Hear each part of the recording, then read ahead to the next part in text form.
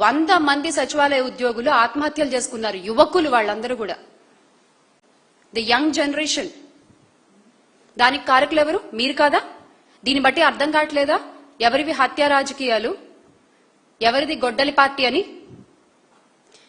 ఈ ప్రభుత్వం వచ్చాక రెడ్ బుక్ పాలనతో వైఎస్ఆర్సీపీ నాయకులపై, కార్యకర్తలపై దాడులు పెరిగాయి. దాదాపుగా 21 మంది రాజకీయ హత్యలకు గురయ్యారు.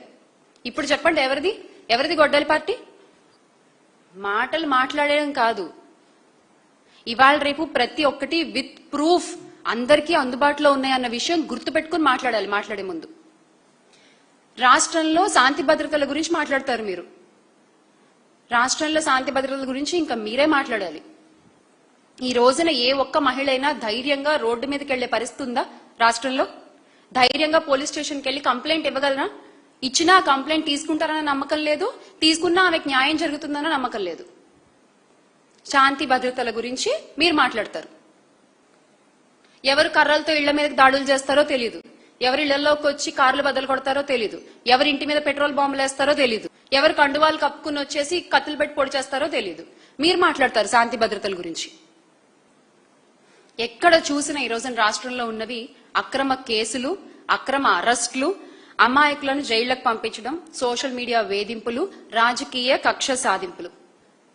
నిజమైన స్త్రీ శక్తి ఎలా ఉంటుందో గత ప్రభుత్వంలో జగన్మోహన్ రెడ్డి గారు చేసి చూపించారు. ఇక మీరు మహిళా సాధికారత గురించి మాట్లాడుతున్నారు కాబట్టి మరొక్కసారి మీకు గుర్తు చేసే ప్రయత్నం చేస్తాను నేను. మహిళా సాధికారత అంటే నిజంగా ఏంటో చేసి చూపించింది మహిళా పక్షపాతి అయిన శ్రీ వైఎస్ జగన్మోహన్ రెడ్డి గారి ప్రభుత్వం. ఆయన ప్రభుత్వంలోనే మహిళలకు నిజమైన సాధికారత కలిగింది. దేశంలో మరెవ్వరూ చేయని విధంగా మహిళలకి అధికారం, ఆర్థిక బలం, సామాజిక గౌరవం ఇచ్చారు. మహిళలకి డిప్యూటీ సీఎం పదవులు ఇచ్చారు, వరుసగా హోమ్ మినిస్టర్ పదవులు ఇచ్చారు, ఎమ్మెల్యేలుగా, అలాగే చిన్న చిన్న పదవులు, మున్సిపల్ చైర్మన్ పదవులు, జెడ్పీ చైర్మన్ పదవులు, ఇలా వీటిల్లో కూడా మహిళల్ని భాగస్వామ్యం చేసుకున్నారు ఆయన. కాంట్రాక్ట్ లో కూడా 50% వాటా ఇచ్చారు మహిళలకి. ఇలాంటి చరిత్ర ఎవరైనా సృష్టించారా? అసలు ఎవరికన్నా ఉందా?